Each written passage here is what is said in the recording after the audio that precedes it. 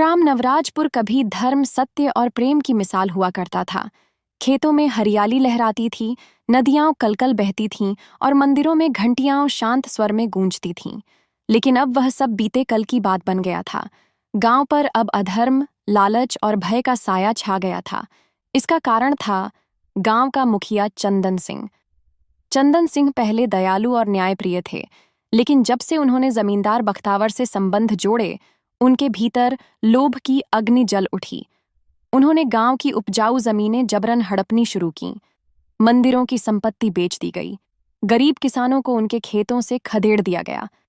जिनके पास कुछ नहीं था, उनसे भी उनका आत्मसम्मान छीन लिया गया।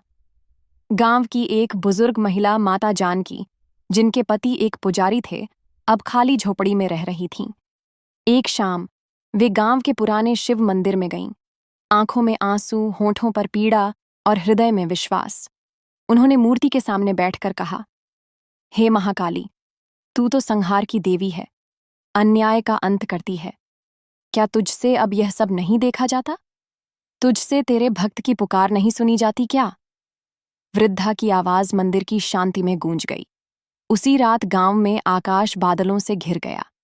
बिजली कड़कने लगी, जैसे कोई शक्ति जाग रही हो। उसी शिव मंदिर की प्रतिमा से एक तेज प्रकाश फूटा और उसमें से प्रकट हुई मां महाकाली। उनके नेत्रों से अग्नि की लपटें निकल रही थीं। केश खुले थे और शरीर काले बादलों सा आवेष्टित था। महाकाली ने गूंजती हुई वाणी में कहा, जब जब अधर्म बढ़ता है, तब तब मैं प्रकट होती हूं। अब इस ग्राम में धर्म की ज्योति फिर से जलेगी। माता जानकी रो पड़ी, लेकिन यह आंसू अब भय के नहीं, आस्था के थे।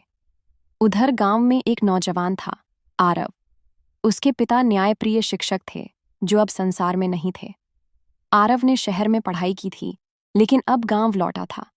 उसने जब गांव की दशा देखी तो मन दुखी हुआ, परंतु भय और अकेलेपन के कारण वह चुप था।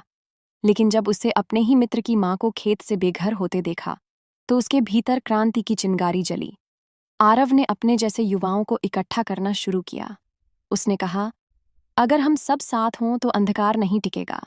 मां महाकाली हमारे साथ हैं। धर्म की राह कठिन हो सकती है, लेकिन अंत में सत्य ही विजयी होता है। धीरे धीरे गांव के लोग जागने लगे। महिलाएं, बुजुर्ग, किसान सभी आरव के साथ खड़े हो गए। पर चंदन सिंह को यह बात नागवार गुजरी। उसने अपने गुंडों को भेजकर आरव को पकड़वा लिया। आरव को गांव से बाहर पुरानी हवेली में बंद कर दिया गया। वह बंधा हुआ था, मगर उसकी आंखों में डर नहीं था, बल्कि मां काली की छवि थी। वह बड़बड़ा रहा था, मां आएंगी, वे आएंगी। वहीं दूसरी ओर माता जानकी को जब यह समाचार मिला तो वह फिर मंदिर पहुंची।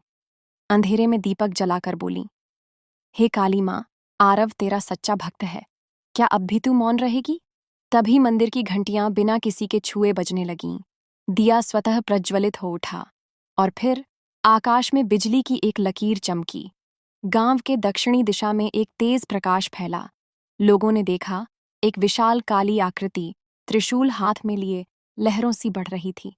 वह महाकाली थीं। गांव कांप उठा। हवेली की दीवारें हिलने लगीं। चंदन सिंह के गुंडों के हाथ कांपने लगे। बंद दरवाजों से भी महाकाली की उपस्थिति महसूस की जा रही थी। लेकिन यह शुरुआत थी।